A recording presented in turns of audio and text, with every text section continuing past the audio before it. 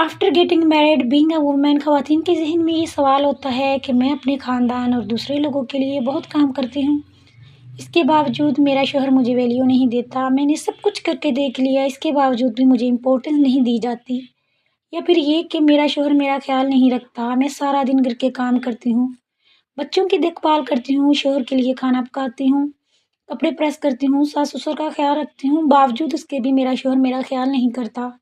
मेरी बात नहीं सुनता। समहाउ इतनी कुर्बानियाँ दी हैं मैंने, तो ऐसी सिचुएशंस को मैं किस तरह टैकल करूँ? अपने हस्बैंड और ख़ानदान वालों की नज़रों में अपनी इज़्ज़त कैसे बढ़ाऊँ? खुद को किस तरह वैल्यूएबल बनाऊँ? 7 tips to increase your value. कुछ ऐसी टिप्स आज मैं आपको बताऊँगी, जिन पर अमल करके आप अपनी ज़िंदगी को पुरसुकून और खुशगवार बना सकती हैं। तो आज की वीडियो के सभी पॉइंट्स को गौर से सुनना, ताकि वीडियो आपके लिए बेनिफिशियल साबित हो। आपकी ज़िंदगी में बहुत से चेंजेस आएँगे। If you are new on my channel, so please do subscribe and press the bell icon, ताकि नई आने वाली वीडियो आप तक पहुंचती रहे। वीडियो को एंड तक ज़रूर वॉच करना। So let's start our today's vlog. अस्सलाम वालेकुम, welcome back again. How are you? Hopefully you are all doing great. So अल्हम्दुलिल्लाह, मैं भी बिल्कुल फ़ाइन। एक नई सुबह में एक नए व्लॉग के साथ आपकी खिदमत में हाज़िर हूँ। आप देख रही हैं यहाँ पे मैं बच्चों के लिए मैकरोनी बना रही थी। मैं मैकरोनी जो है ना, मैं इतना मतलब बच्चों को फ़ास्ट फूड देती नहीं हूँ। कोई वीक या फिर मंथली, कोई महीने में कोई 1 आध बार बनाती हूँ। तो बच्चे काफ़ी ज़िद कर रहे थे कि मम्मा आपने काफ़ी देर से जो ना हमें मैकरोनी नहीं बना के दी। तो मैंने कहा चलो आज बना लेते हैं, बच्चे लंच में भी ले जाएँगे और आज की जो है ना दोपहर लंच में भी ले लेंगे। तो बातें तो होती रहेंगी, साथ-साथ चलते हैं अपने टॉपिक की तरफ। बीइंग अ वाइफ और मदर, आप ख़ानदान के लिए बहुत कुछ करती हैं, अपनी ख़्वाहिशात, विशेज़, जज़्बात और वक़्त की कुर्बानी देती हैं। कुछ होम मेकर्स तो ऐसी भी होती हैं जो सारा दिन काम में मसरूफ़ रहती हैं, खुद के खाने-पीने का हत्ता कि 2-2 दिन तक कंघी भी नहीं करती। खुद की ज़ात को कहीं इग्नोर कर देती हैं, लेकिन इसके बावजूद आपको वो इज़्ज़त और वैल्यू नहीं मिलती जिसको आप डिज़र्व करती हैं। सो अगर आपको लगता है कि वो इज़्ज़त नहीं मिल रही जो मिलनी चाहिए थी, तो इसके लिए आज मैं आपको सिंपल कुछ टिप्स बताऊँगी। बच्चों की केयर और घर के कामों के साथ-साथ कुछ एक्टिविटीज़ ऐसी करें, कोई हिडन टैलेंट को सामने लाएँ।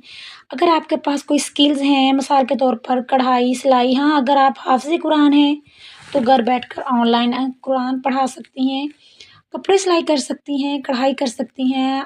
आप इस तरह घर में कोई अकेडमी बना सकती हैं। इफ़ यू आर क्वालिफ़ाइड, तो इस तरह के हिडन टैलेंट को रायगा ना जाने दें, बल्कि अपनी लाइफ़ में बेहतरी और अचीवमेंट लाने के लिए रीपॉलिश करें। अपने शौहर के सामने इस टैलेंट को लेकर आएँ और उसको इंस्पायर करें। अल्टीमेटली अगर आप अपने हस्बैंड के साथ सपोर्ट करेंगी, तो वो भी आपको रिस्पेक्ट देंगे और वैल्यू भी देंगे। आपने अपने सराउंडिंग में देखा होगा कि कई औरतें हैं जो घर के कामों के साथ-साथ कोई जॉब कर रही हैं, कुछ अर्निंग रिसोर्सेज़ हैं, तो उसको फैमिली और हस्बैंड बहुत वैल्यू दे रहे होते हैं। Let's coming to the topic number 1 is don't be a complainer. बहुत सारी औरतों में कंप्लेनिंग की बहुत ज़्यादा आदत होती है। यहाँ मैं सबको कंप्लेनर नहीं कह रही, अगर आप में भी ये आदत है तो प्लीज़ इसको कम कर दें, क्योंकि मर्दों को ऐसी औरतें पसंद नहीं होती जो हर वक़्त शिकवा-शिकायतें करती रहती हैं। इस तरह दुनिया में भी कंप्लेनर को पसंद नहीं किया जाता। तो इन केस आपके हस्बैंड को अगर आपको रिस्पेक्ट नहीं दे रहे या फिर वो ऑफ़िस से लेट आ रहे हैं, तो आप देखेंगी कि कहीं वो काम की वजह से परेशान तो नहीं है, या फिर कोई और भी मसले मसाइल हो सकते हैं, जिनकी वजह से वो वरीड हैं। तो बजाए इसके आप इसको सॉल्व आउट करें। ऊपर से शिकवे शिकायतें शुरू कर देंगी, तो वो और ज़्यादा परेशान हो जाएँगी। बहुत सारी औरतों की ये आदत होती है कि हस्बैंड बेचारा पता नहीं कौन-सी वजह से लेट आया है, उनसे पूछने की बजाय आते ही मुँह फुला लें, गुस्सा भरी नज़रों से देखें। इसकी बजाय आप ऐसा करें, जैसे ही वो आते हैं, लेट आ रहे हैं, तो आप उन्हें पानी पिलाएँ, खाना-वाना दें, उनका अच्छे से इस्तकबाल करें खुशदिली के साथ। फिर उनका मूड देखकर उनसे पूछें कि मियाँ जी, आप आज लेट क्यों आए हैं? तो जो औरतें बजाय उसके पूछने के शिकवे शिकायतें शुरू कर देती हैं, तो एक्चुअली मर्द भी ऐसी औरतों को बिल्कुल रिस्पेक्ट नहीं देते। या फिर ऐसी औरतें जो हर टाइम आपकी माँ ने मुझे ये कहा, आपकी बहनों ने मुझे ये कह दिया, बेचारे पता नहीं बाहर से कितना स्ट्रेस लेके आ रहे होते हैं, और हम लोग ऊपर से शिकायतें शुरू कर दें, फलाँ ने मुझे ये कह दिया, फलाँ ने वो कह दिया। तो फिर तंग आ जाता है ऐसी बातें सुन-सुन के। तो ऐसे मर्दों के दिलों में ना औरतें उतर जाती हैं। Moving to the second topic is don't give suggestions without being asked. यानी कि अगर आपसे पूछा ही नहीं है तो आप मशवरा ना दें। बहुत सी औरतों की आदत होती है कि बगैर पूछे ही मशवरा देती रहेंगी। अगर हस्बैंड के साथ गाड़ी में बैठी हों तो उन्हें गाइड करती रहेंगी। मतलब आदत होती है लाइक गाड़ी इस तरह ना चलाएँ, उस तरह चलाएँ, यहाँ रोकें, वहाँ ना रोकें। मर्दों के मामलात में अगर औरत को रोका-टोकी करेगी तो ये आदत उनको बिल्कुल भी पसंद नहीं होती। इस बात पर उन्हें गुस्सा आता है। मर्दों को बार-बार टोकने वाली औरतें ना बहुत बिल्कुल भी अच्छी नहीं लगती। बार-बार इंस्ट्रक्शन देने वाली औरतें किसी को भी पसंद नहीं होती। तो ऐसे-वैसे टोका ना करें, बस आपको पता है कि वो उनके काम हैं, उनके मामलात हैं, उनको को अपने तरीके से हैंडल करने दें। Now moving to the next topic is appreciation. तारीफ़ सबको ही अच्छी लगती है। बच्चा छोटा हो या बड़ा, हस्बैंड हो या आपका भाई, कोई भी है, कोई भी ऐसा मर्द है या बच्चा कोई भी, मीन टू से आप भी हैं तो आपको भी एप्रिसिएशन अच्छी लगती है। अगर आप मर्द को उनके कामों में एप्रिशिएट करेंगी तो उनको बहुत अच्छा लगेगा। जो काम अपने हस्बैंड से बार-बार करवाना चाहती हैं तो आप उनको एप्रिशिएट करती रहा करें। जिस तरह आप अपने गोल या अचीव को पूरा करने की कोशिश करेंगी, किसी मामले में भी आपको आगे बढ़ रही होती हैं, इसमें मेहनत और स्ट्रगल कर रही होती हैं। अपनी पर्सनल ग्रोथ में आप बहुत ज़्यादा आगे जा रही होती हैं। अपनी पर्सनैलिटी की ग्रोथ होती है। जब आप अपने कामों में बहुत ज़्यादा बिज़ी हो जाएँगी ना, तो फ़िज़ूल की टेंशनों से भी छुटकारा मिल जाएगा। जब बंदा कामों में बिज़ी है तो इधर-उधर की फ़िज़ूल टेंशनें ज़हन में आती नहीं हैं। आपने ये भी देखा होगा कि जो लोग ज़्यादा बिज़ी रहते हैं, उनको दूसरों के मामलात में ऐसे झाँका-झाँकी करने की आदत नहीं होती। बिज़ी रहने के ये फ़ायदे हैं कि आपको ये भी नहीं होगा कि आपको कौन इम्पोर्टेंस दे रहा है, कौन नहीं दे रहा, क्योंकि आपको खुद की भी वैल्यू समझ आ जाती है। इस तरह आपका हस्बैंड भी देखता है कि मेरी बीवी घर के कामों के साथ-साथ और भी मेहनत कर रही है, तो वो भी आपको रिस्पेक्ट देंगे। Moving to the fourth topic is lack of communication.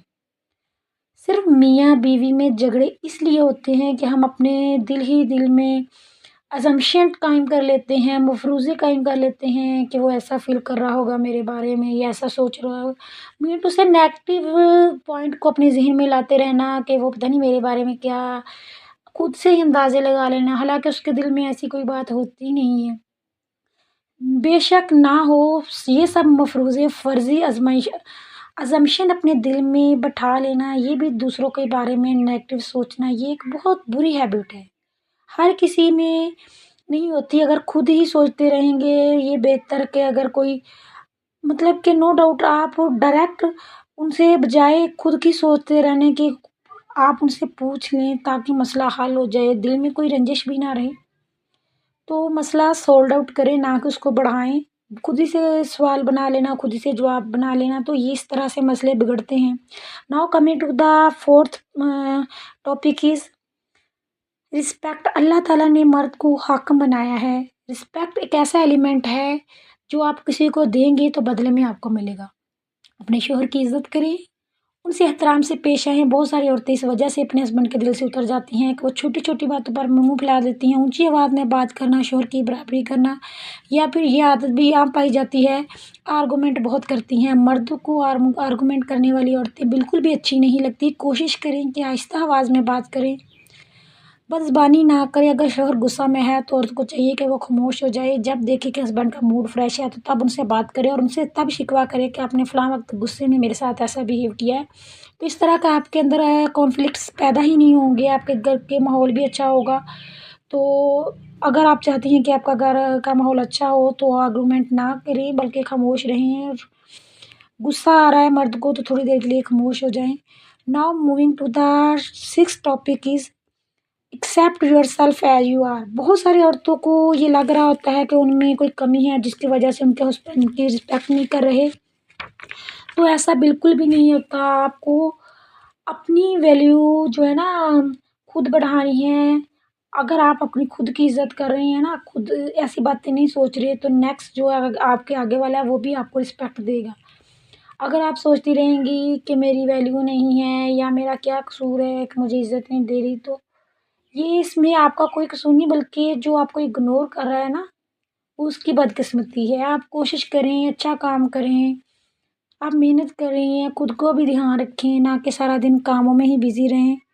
तो बातें भी होती रहेंगी साथ साथ। यहाँ पे मैं आपको यहाँ पे वीडियो नज़र आई, यहाँ पे मैं बच्चों के स्कूल में गई थी क्योंकि बच्चों के स्कूल में रिज़ल्ट डे था, क्योंकि एनुअल फंक्शन था, इसलिए मेरे बच्चों ने भी पार्टिसिपेट किया था। तो यहाँ पे वेलकम करें बच्चे, तो मैंने कहा चलो ये भी आपके साथ शेयर करेंगे। हम ना स्कूल में बच्चों के एनुअल फंक्शन पे गए थे, तो वहाँ पे बहुत अच्छा बच्चों ने, स्कूल के स्टाफ ने भी बहुत मेहनत करवाई हुई थी बच्चों को। और ये छोटी-छोटी बच्चियाँ इतना प्यारा कर रही थी ना ये परफ़ॉर्म, मुझे बहुत अच्छा लगा, तो मैंने कहा चलो आपके साथ भी शेयर कर दूँ। 2-4 वीडियोज़ मैंने और भी बनाई थी, लेकिन उनमें कुछ ख़वातीन के चेहरे नज़र आ रहे थे, तो मुझे ये अच्छा नहीं लगा। मैंने कहा जस्ट छोटी-छोटी बच्चियाँ हैं, उनकी मैं वीडियो आपके साथ शेयर कर दूँ। जैसे हर बंदे की कोई प्राइवेसी होती है, ऐसे मुझे भी अच्छा नहीं लगता कि मैं बगैर किसी के परमिशन के ऐसे ही किसी की वीडियो दे दूँ। तो बातों के साथ-साथ चलते हैं अपनी टॉपिक की तरफ। नेक्स्ट टॉपिक इज़ कि आप अपने हस्बैंड को वैल्यू दें। अब बहुत सारी औरतों की आदत होती है कि हस्बैंड अपनी फैमिली में या अपने दोस्तों के साथ कहीं आपके कंपनी में बैठा है, तो आप वहाँ पे उसकी शिकवे शिकायतें शुरू कर देंगी। आप बोलेंगी ये तो मेरी बात ही नहीं सुनते। किसी कारोबार में लॉस हुआ है तो बार-बार इसी बात को जताती रहेंगी, मैंने इनसे हज़ार बार कहा था कि आप ये डिसीज़न ना लें, लेकिन उन्होंने मेरी एक नहीं सुनी। एक तो बेचारा वो उस वजह से परेशान है और ऊपर से आप उसको बार-बार इस चीज़ का ताना देती रहेंगी।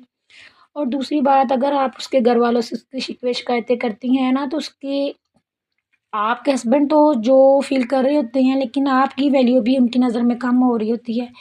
वो लोग यही सोच रहे होते हैं कि ये तो खुद अपने हस्बैंड की रिस्पेक्ट नहीं करती, उसकी शिकायतें हमें लगाती रहती हैं। आपको पता है कि वो आपकी बात सुन तो रहेंगे, लेकिन अंदर ही अंदर से ना आपके बारे में नेगेटिव सोच रहे होते हैं कि ये ऐसे अपने हस्बैंड को सबके सामने ऐसे ब्लेम कर रही है, तो वो लोग भी बाद में आपके लिए बात पीछे आपकी बातें करेंगे। ये तो खुद रिस्पेक्ट नहीं देती अपने हस्बैंड को, तो दूसरे लोग इसको कैसे रिस्पेक्ट देंगे?